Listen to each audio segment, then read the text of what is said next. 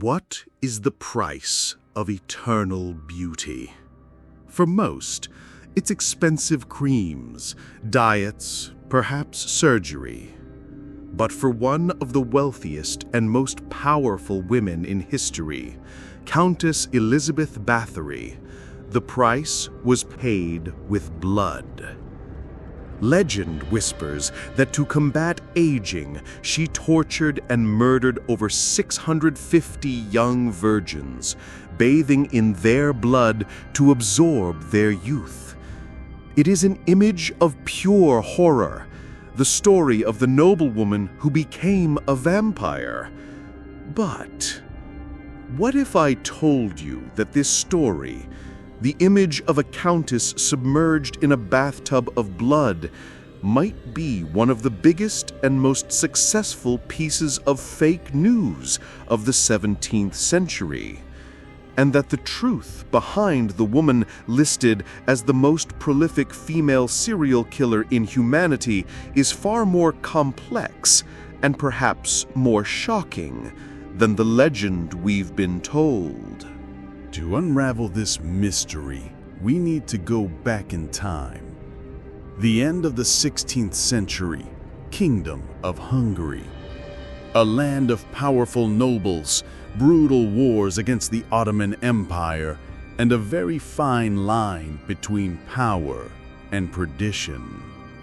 It is in this setting that Elizabeth Báthory is born, and she was no ordinary noblewoman.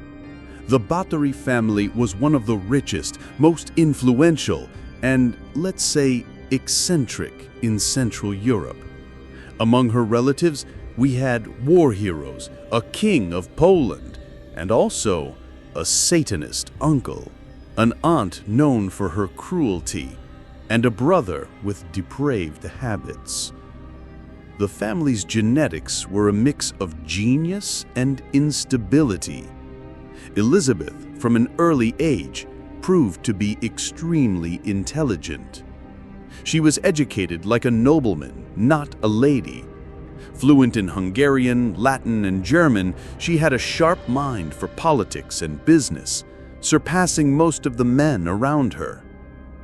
At 15, she married an equally powerful man, Count Ferenc Nadasdy, a war hero nicknamed the Black Knight of Hungary for his ferocity on the battlefield. While her husband spent most of his time away at war, Elizabeth was left in command of vast lands, castles, and a gigantic fortune. She was the administrator, the boss, the judge of her servants. She was the queen of her own kingdom. And now, we need to introduce our second main character, György Thurzó, an ambitious nobleman, Palatine of Hungary, the highest office after the king. Thurzó was a man who wanted more power, more influence, and, of course, more money. And he had a complicated connection with Elizabeth. He, as well as the King of Hungary himself, owed a colossal amount of money to her family. Remember these details. So, we have our players. On one side, the widowed Countess, incredibly rich, powerful, and isolated. On the other, powerful men who had much to gain from her downfall. The legend of Elizabeth Báthory was not born overnight. It was built on whispers, which turned into rumors, which exploded into terrifying accusations. It all began with the daughters of local peasants, girls who went to work at Chaktice Castle as servants and simply disappeared. At first, no one questioned it. A peasant's life was worth little, but the disappearances became too frequent. The rumors that seeped through the castle's cracks were chilling. They spoke of a countess who punished the smallest mistake, an accidental pull of the hair, a broken plate, with inhuman fury. The stories that reached investigators years later painted a picture of absolute horror. Witnesses, under oath, described a veritable torture laboratory.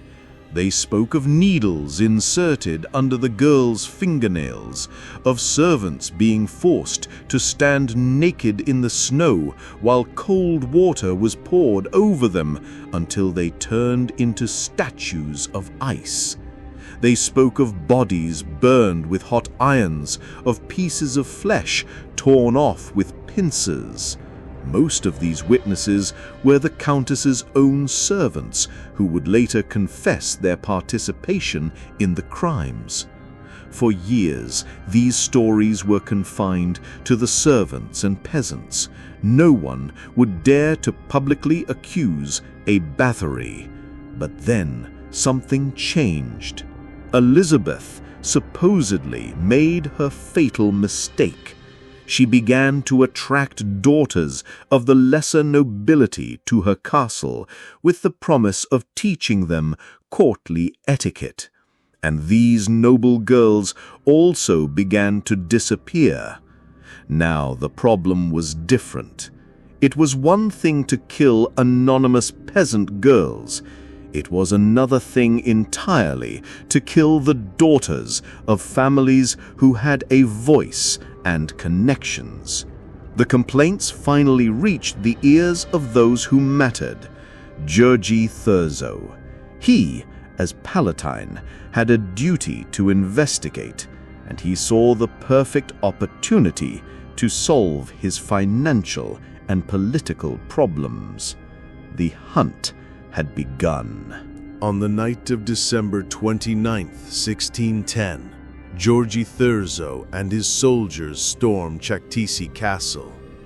What they claimed to have found inside was the definitive proof of the horror, the scene that cemented Báthory's legend forever. According to Thurzo's official account, they found hell on earth, a dead girl in the main hall, another one dying, her body pierced by torture. In the dungeons, they found other imprisoned girls. Elizabeth Báthory was arrested immediately, caught, according to them, in the act. But here occurs the most bizarre and suspicious twist in the entire story. Elizabeth Báthory, accused of more than 600 murders, never had a formal trial. Think about that. The greatest female serial killer in history, and she was never able to defend herself in a court of law. Why? Because a public trial would be a monumental scandal. It would expose the dirty secrets of one of Hungary's most powerful families, a family connected to the king himself. So, they found a discreet solution. Her complications, her 4 closest servants were put on trial, and their trials were a spectacle of cruelty. They were brutally tortured until they confessed to everything. Their fingernails were torn out, their bodies burned, and finally they were executed in the public square. But Elizabeth, her fate was different. The solution found by Thurzo and the king was equally terrible. Elizabeth Báthory was sentenced to live the rest of her days walled up. She was taken to a set of rooms in her own castle, and masons sealed the doors and windows with bricks, leaving only a small slit for food and air to pass through. There, in the darkness and silence, the woman who once controlled an empire was imprisoned. She lived for 4 years in that stone tomb until she was found dead in August 1614. The Countess was dead, but her legend was just beginning. And it is here that we as historical detectives must ask ourselves, what really happened? The official story paints Elizabeth as a sadistic monster, and it is likely that she was, in fact, a cruel woman. Abusing servants was common, but the murderer of 650 virgins who bathed in blood? This is where the conspiracy theory gains strength. Let's analyze the facts that the official story forgets to mention. First, the money. As we said, both the king and Thurzo had enormous debts to Elizabeth. With her conviction, these debts magically disappeared, and her vast lands were conveniently divided among her enemies.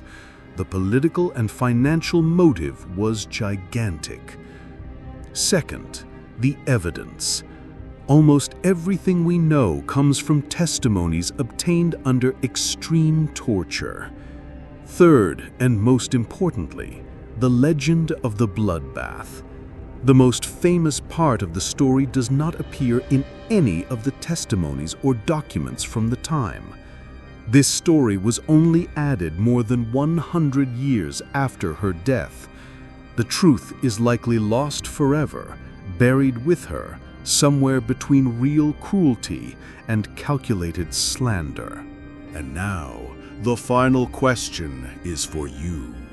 After hearing both sides, what do you believe? Was Elizabeth Báthory a sadistic monster, the greatest female serial killer in history? Or was she the greatest victim of a political conspiracy, a powerful woman who was destroyed by ambitious men? Leave your theory in the comments below. What part of this macabre story shocked you the most? If you love unraveling the darkest secrets of history, don't forget to subscribe to the channel and hit the notification bell. Leave a like and see you next time.